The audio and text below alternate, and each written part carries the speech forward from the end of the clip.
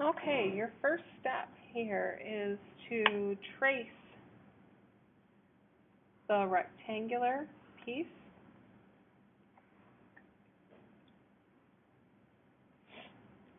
Then you'll turn your light box on so that it's at an angle, and you can note that the beam goes in, it refracts, and then it refracts out again. And you need to trace this beam, and if you can squeeze a ruler in there, that would be a little bit better. And we're going to trace that beam. I'm going to straighten out my lines.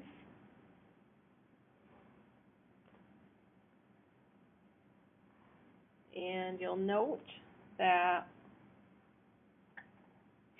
if I connect the lines in the inside, you can see how that refracted. Our goal is to test Snell's law that says n1 sine of theta 1 equals n2 sine of theta 2. We know that in air, n1 is 1, and so we need to figure out what theta 1 is. To do that, we draw a normal line to the surface.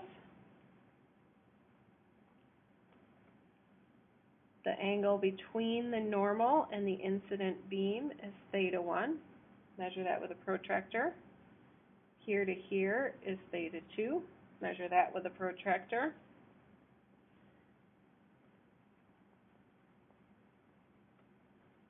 And then you will end up solving for n2. The second part of the lab asks you to find the speed of light in here, and you will use the equation n is equal to c over v, where this is the speed of light in a vacuum. This is the v that you're looking for, and that is your n value.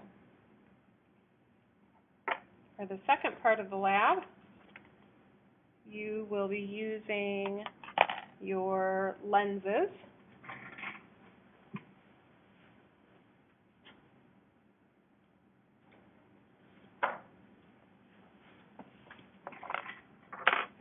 This is a converging lens because it's fatter in the middle.